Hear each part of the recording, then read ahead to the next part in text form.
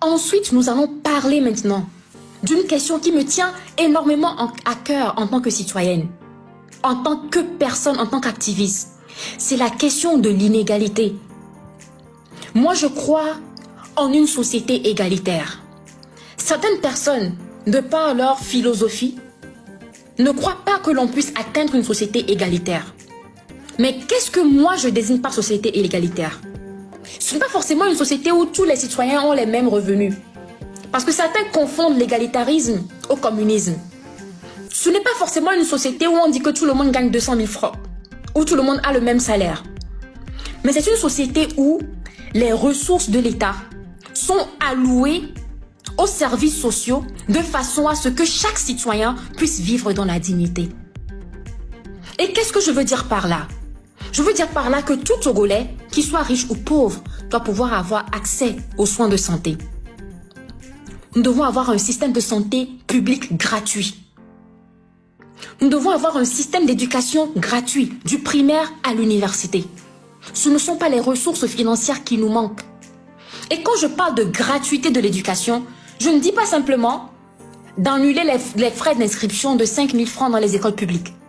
Nous parlons d'équiper les écoles de façon à ce que même l'enfant du pauvre, dont les parents n'ont pas les moyens de lui acheter les cahiers, les fournitures scolaires, l'uniforme, etc., puisse l'obtenir auprès de l'État. C'est ce qu'on appelle gratuité de l'école publique. Que les parents n'aient même pas à payer des frais d'examen pour que leurs enfants puissent se faire éduquer. Ensuite, nous devons avoir des conditions de travail qui mettent en priorité la dignité humaine. Et qu'est-ce que je veux dire par là? Il faudrait que le SMIC corresponde au coût de vie.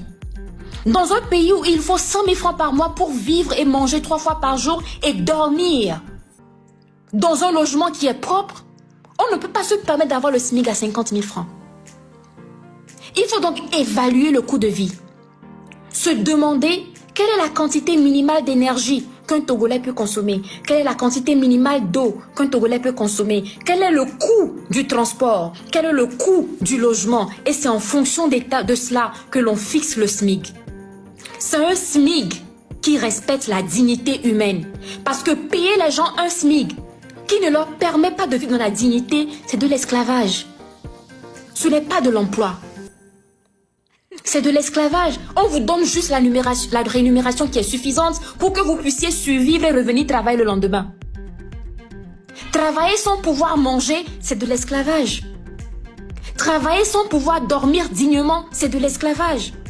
Travailler sans pouvoir s'habiller et soigner ses enfants, c'est de l'esclavage.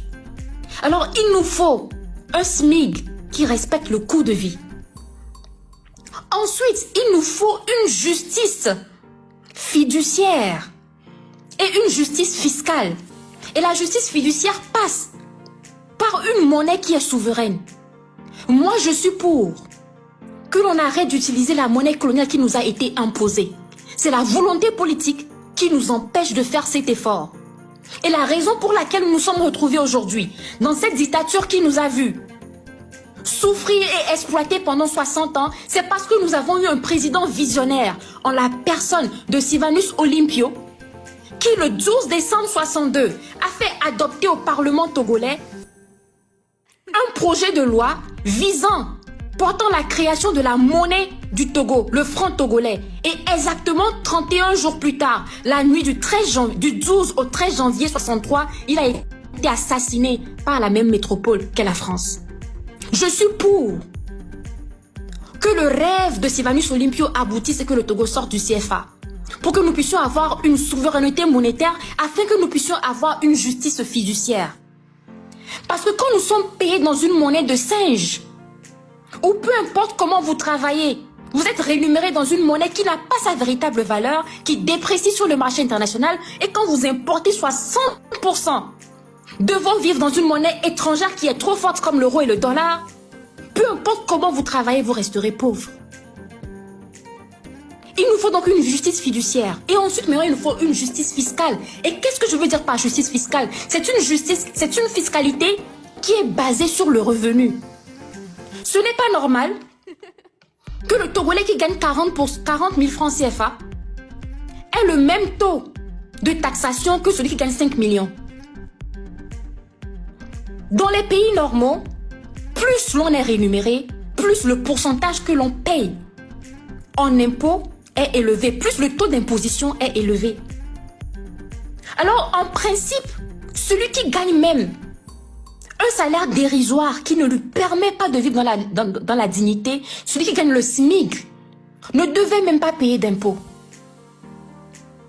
Alors, il nous faut une balance fiscale qui est croissante en fonction des revenus. Mais dans ce même pays, quand vous allez regarder, les plus riches ne payent même pas les impôts. Ils sont dans des magouilles constantes. Ceux que l'on poursuit, ce sont les pauvres gens, les revendeurs, les revendeuses qui gagnent à peine 2 000, 3 000 francs par jour. Ce sont eux que l'on poursuit pour les impôts. Et ceux qui gagnent des milliards arrivent à évader. Que l'on nous dise, que l'on nous montre la fiche de paye de ceux qui dirigent le Togo. Vous serez choqués de voir que ceux qui sont à la tête de ce gouvernement, ils ne payent pas d'impôts, ils ne payent pas leur facture d'électricité, ils ne payent pas leur facture d'eau. Il y avait un ancien baron du régime, Fambaré Nachamba, qui après avoir quitté l'Assemblée où il a été évincé pour que Faure Gnassingbé devienne président, l'on découvre qu'il devait plus de 300 millions de francs CFA en frais d'électricité. Pendant 30 ans, il n'a pas payé d'électricité. Nous avons des députés, des ministres, des maires qui consomment et surconsomment sur le dos du contribuable. Et ce sont les pauvres qui doivent 5 000 francs à la CET, 10 000 francs à la CET. C'est chez eux qu'on envoie les gens faire les coupures. Nous devons mettre fin à cela. Nous devons imposer une justice fiscale. Ensuite, l'on ne peut pas parler de développement sans investir dans l'innovation et la technologie. Et pour un pays comme le Togo, c'est possible. Quand vous regardez toute la sous-région, vous allez voir comment les jeunes s'intéressent à la technologie, à l'intelligence artificielle, au blockchain. Mais au Togo, nous n'avons même pas des centres informatiques dignes de ce nom qui peuvent incuber les startups togolais.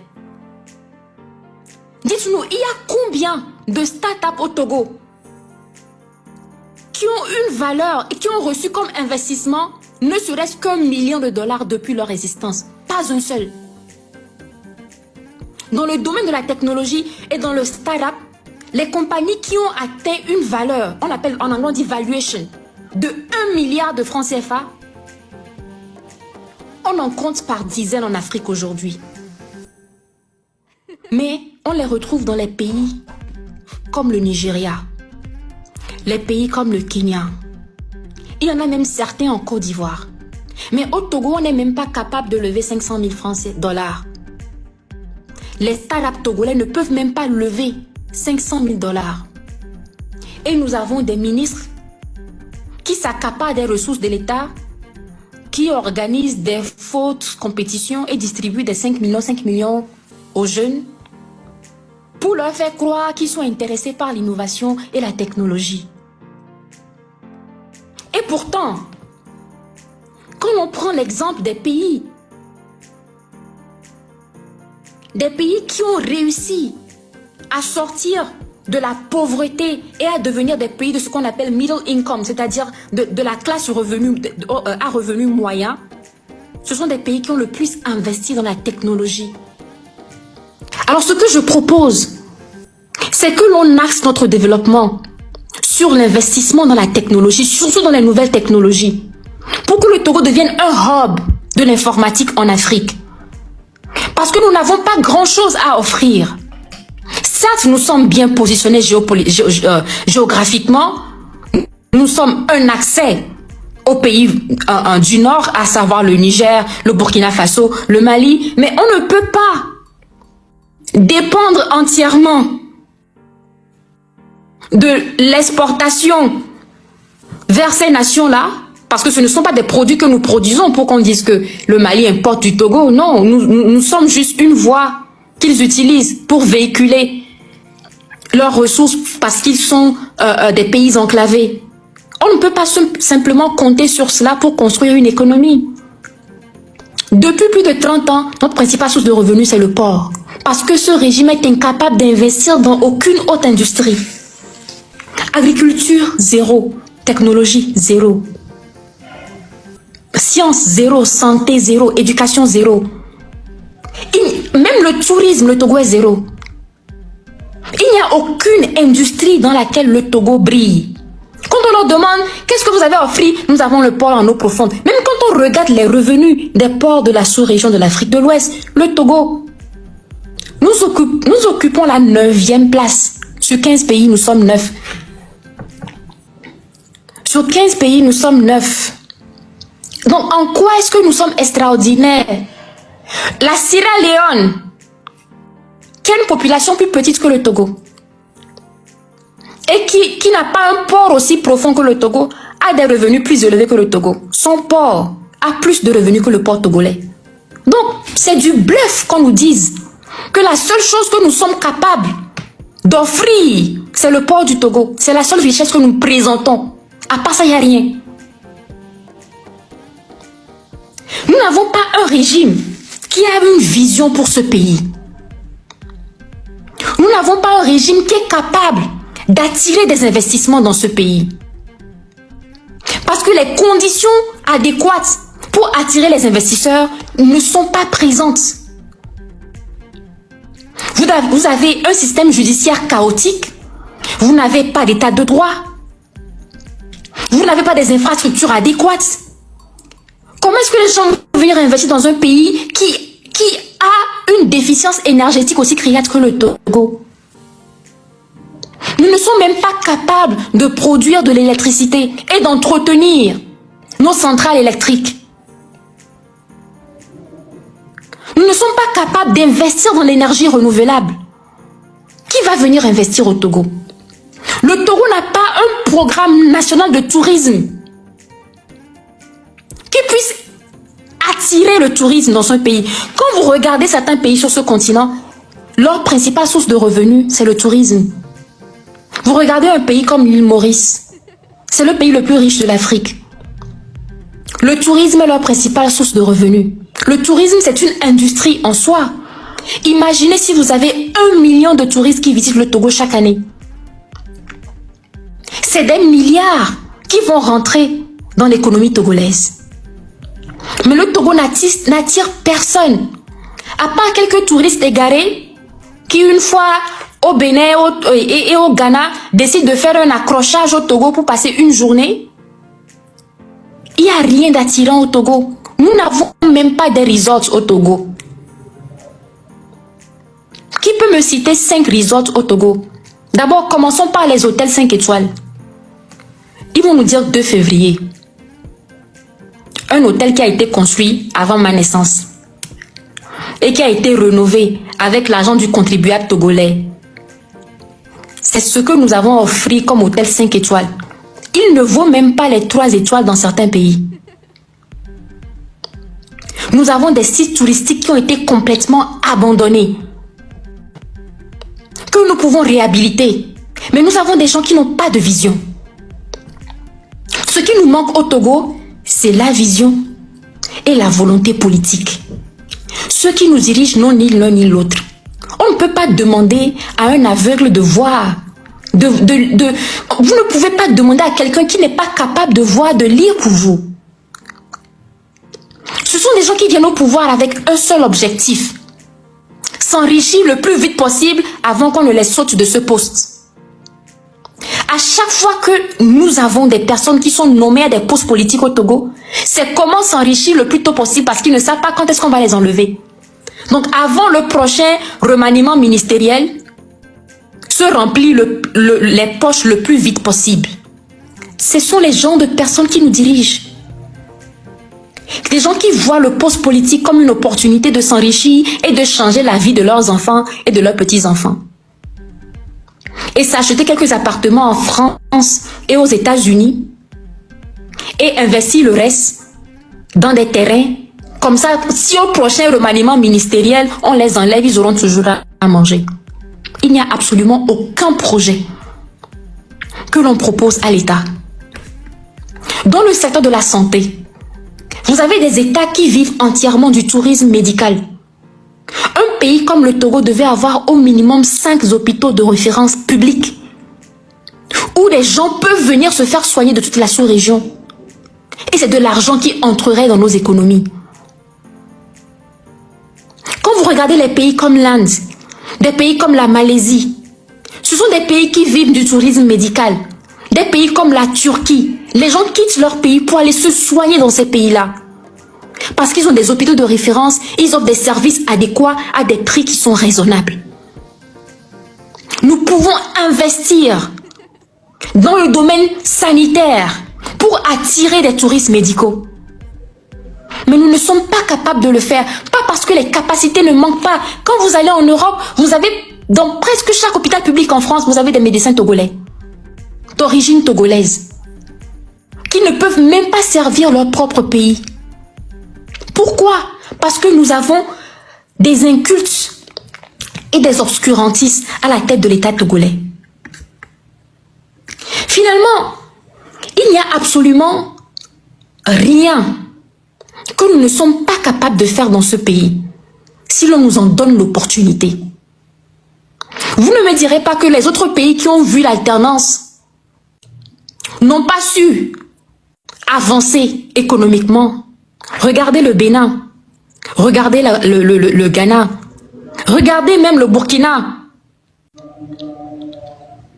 Alors on ne peut pas nous dire que après 60 années au pouvoir du même régime et après 20 années du même type, que l'on ne peut pas tenter autre chose, que l'on ne peut pas fournir une opportunité à tout autre citoyen, que personne n'est suffisamment méritant de diriger ce pays-là, à part Eyadema Gnassingbé et ses descendants. C'est nous dire donc que nous sommes un peuple de macaques. C'est nous dire donc que nous sommes un peuple de singes. Parce qu'il faut être sous-humain pour nous dire que toute une nation n'a pas été capable de produire des personnes capables de le diriger en 60 ans. Autre que les personnes de la même famille. Ceux-là qui soutiennent ce régime, qui nous disent que Faure Gnassingbé est le seul qui puisse offrir une alternative, c'est qu'ils nous disent eux-mêmes qu'ils ont une capacité intellectuelle en dessous, des homo sapiens. Ils ne sont pas des hommes, ils sont des singes. C'est la seule explication que l'on puisse avoir à cette situation. Ce sont des singes. Vous nous dites que vous êtes des macaques. Ce n'est pas une tare de reconnaître que l'on est intellectuellement handicapé. Et c'est votre handicap qui parle. Parce qu'on ne peut pas être doté de toutes ces neurones et avoir un raisonnement aussi abécédaire, aussi précaire, aussi grégaire. Et finalement, il y a une dernière critique à laquelle je vais répondre. C'est ceux qui nous disent oui, de toutes les façons, même ceux qui viendront, ils feront pareil. Ils vont s'enrichir sur le dos des populations, donc gardons Faure Gnassingbé. Vous savez, je suis désolée, mais il y a des jours où je me demande en fait, comment est-ce que nous avons pu nous retrouver dans cette situation-là où, en tant que peuple, nous sommes absorbés par autant de défaitisme. Hein? C'est-à-dire que nous sommes tellement laxistes, nous sommes tellement pessimistes, que nous acceptons moins que la médiocrité.